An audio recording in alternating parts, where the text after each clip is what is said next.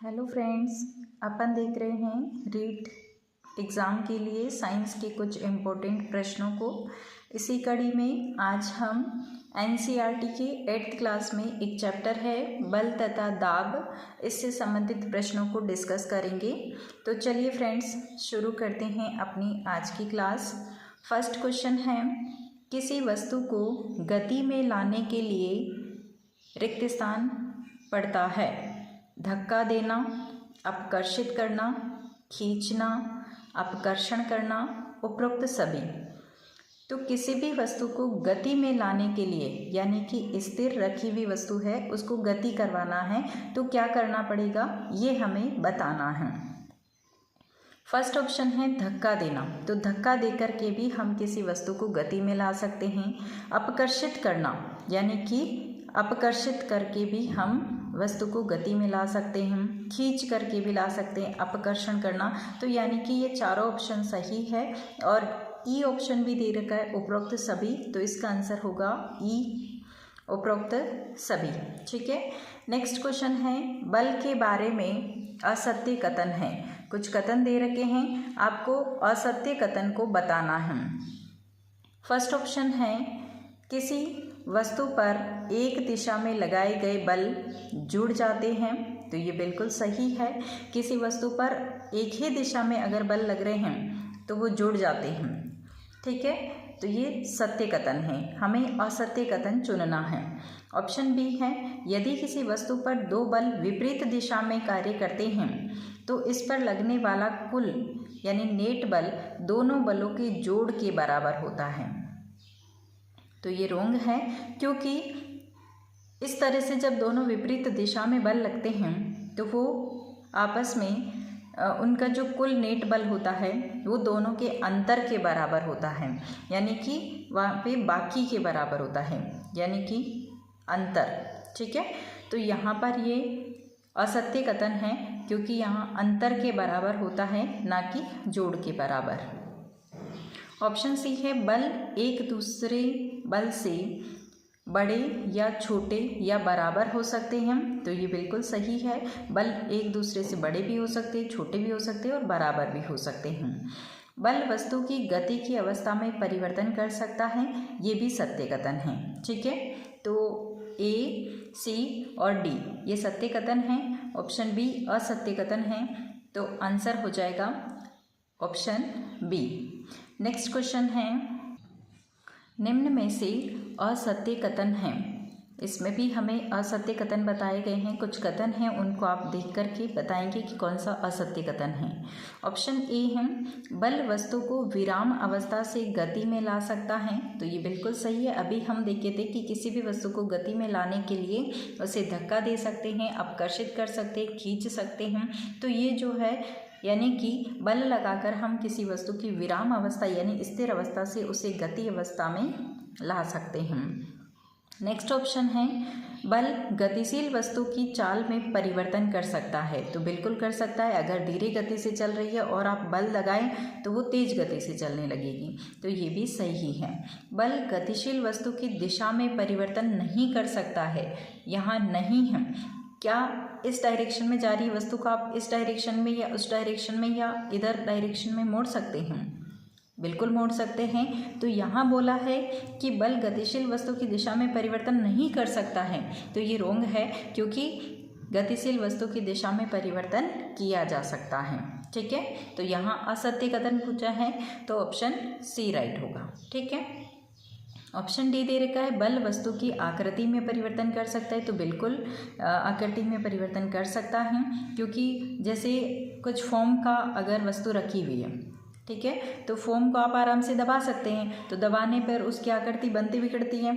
ठीक है, तो यानी कि किसी वस्तु की आकृति में परिवर्तन ला सकते हैं। तो ए, बी और डी ये सही है। ऑप्शन सी असत्य कथन है, तो ऑप्शन सी इसका राइट आंसर होगा।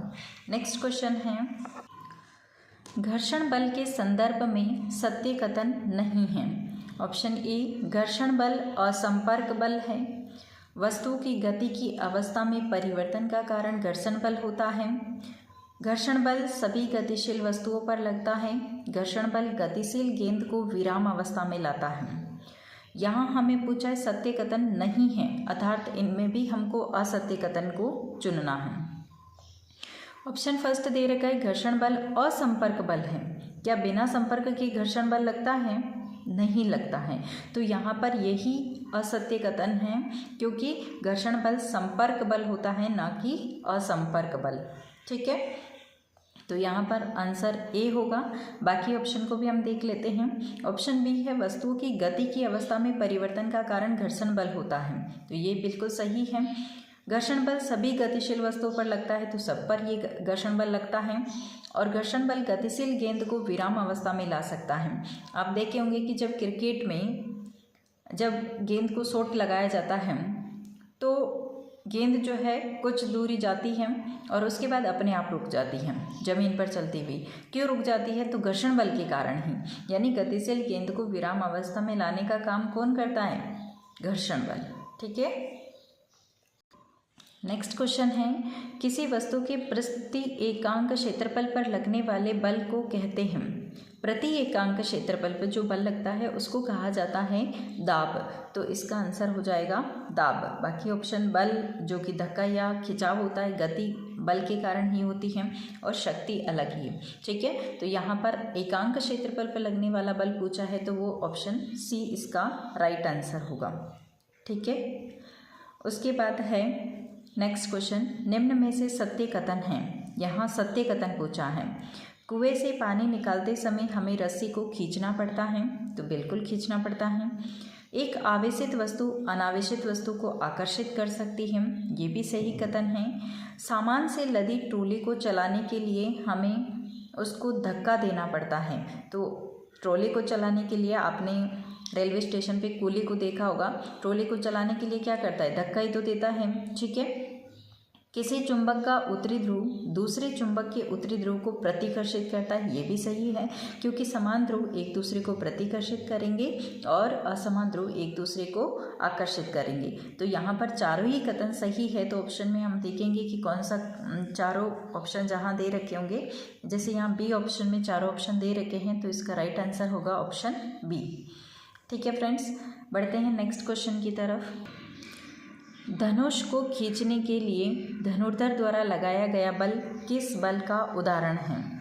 धनुष को खींचने के लिए लगाया गया धनुर्धर के द्वारा, यानी कि वो पेशियों के माध्यम से बल लगाता है।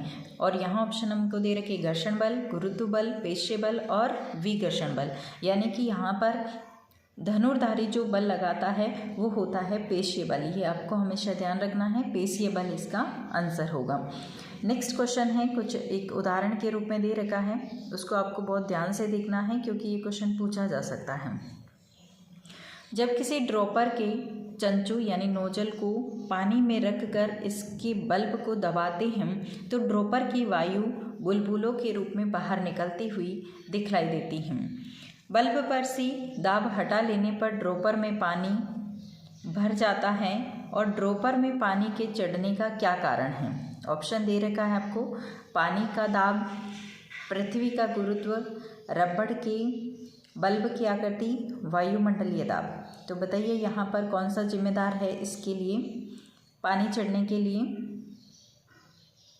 तो यहाँ पर आ जाएगा वायुमंडलीय दाब। ठीक है, तो इसका ऑप्शन डी आंसर इसका राइट होगा, वायुमंडलीय दाब। नेक्स्ट क्वेश्चन है, बल का एसआई मात्रक है। तो बल का एसआई मात्रक आपको बताना है। ऑप्शन है मीटर, न्यूटन, पास्कल, उपरोक्त सभी। तो यहाँ पर आंसर होगा ऑप्शन बी न्यूटन। ठीक है, क्योंकि बल का एसआई मात्रक कौन होता है? न्यूटन। उस यहाँ पे मीटर भी ऑप्शन में दे रखा है, तो मीटर किसका है? दूरी का।